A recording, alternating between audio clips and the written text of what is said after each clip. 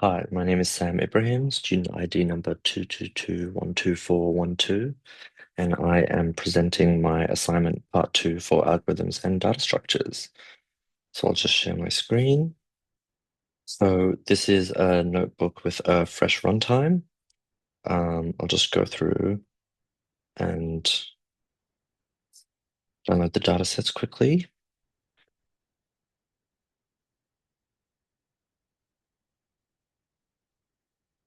So you might recognize this. This is the exact word class I had from the previous assignment.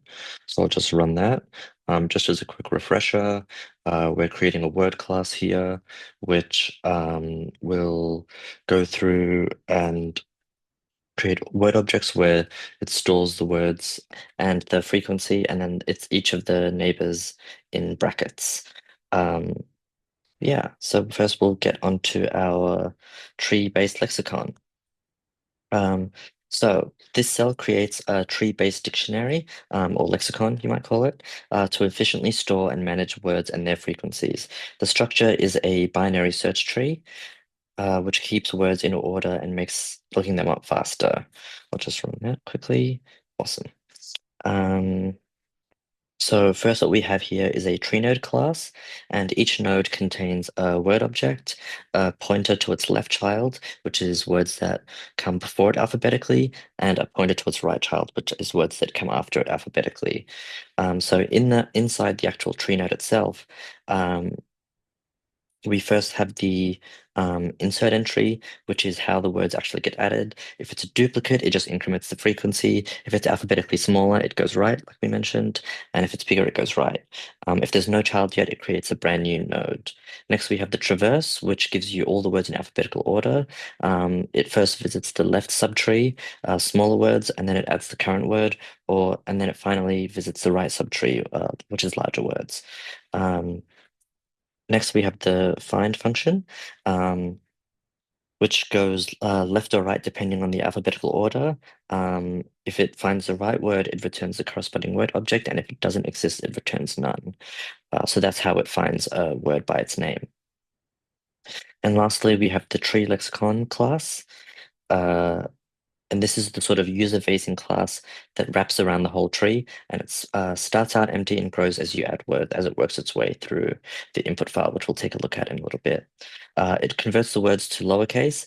If the tree is empty, it creates the root node with the word, and otherwise it checks if the word already exists and updates the frequency, or it inserts it into the correct position in the tree.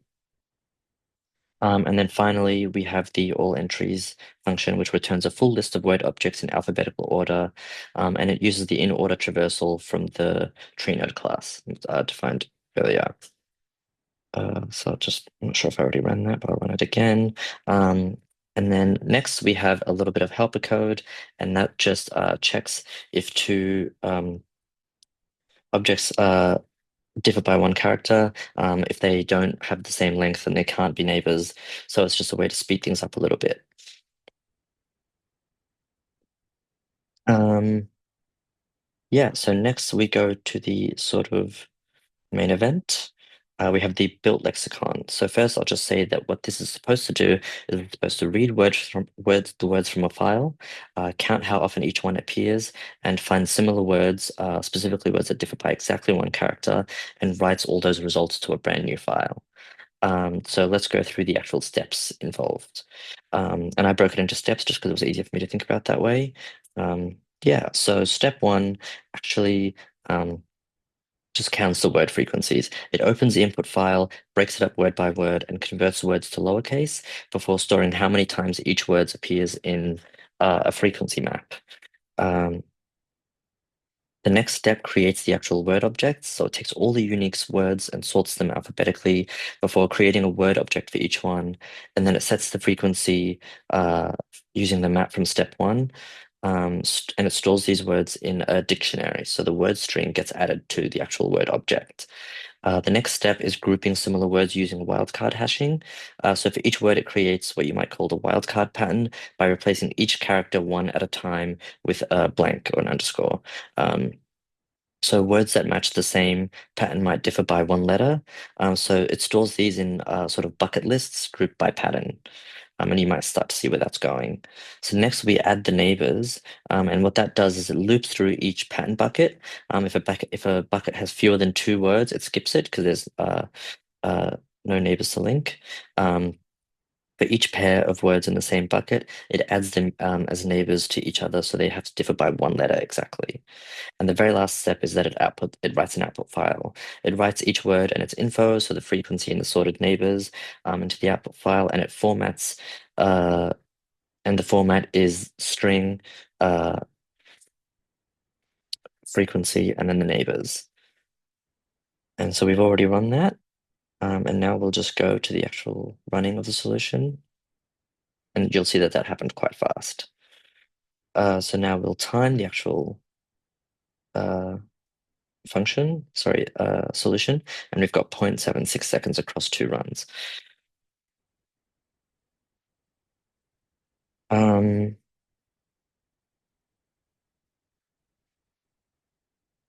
the next, we're going to go have a go at doing the exact same thing, but instead of a binary search tree, we're actually going to use a skip list data structure, which is skip list is a layered probabilistic data structure that maintains sorted elements like a linked list with what you might call express lanes. It balances speed and simplicity, giving roughly logarithmic time for insertions and lookups, kind of similar to a binary search tree. Um, so what's in the actual code? Just run it to make sure it works. Okay. Um, and so first we have the skip list node class, which represents one node in the skip list.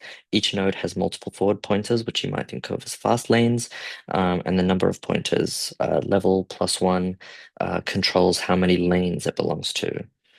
Um, so the first thing we have is the skip list class.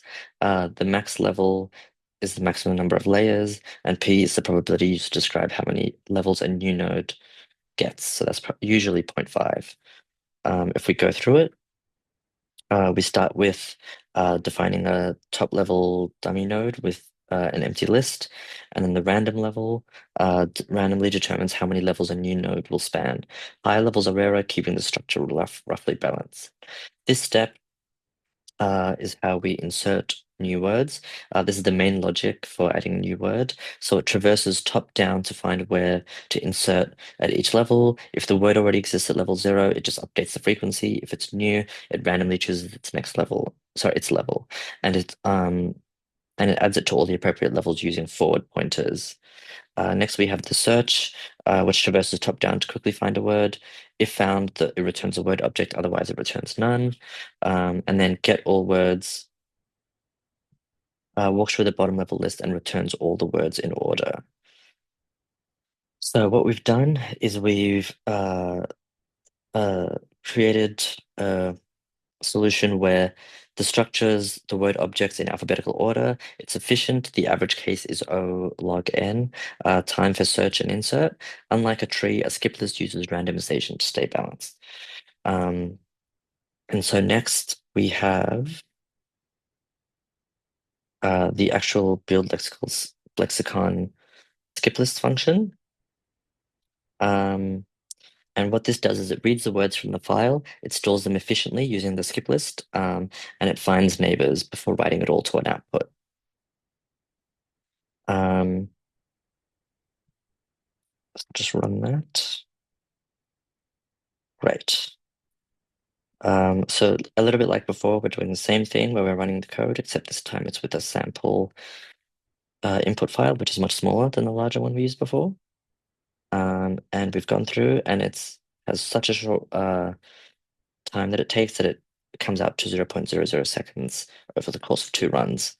So to finish up, what we did throughout this assignment is we used the word class from a previous assignment. Uh, we've created a binary search tree, and we've created a skip list to create dictionaries where we have the word object, its frequency, and the list of neighbors, which is words that are different by one character. And we've shown how you can go through a file, in this case, a file with words with up to 40,000 words, and go through actually quite quickly using different data structures and functions. Thank you.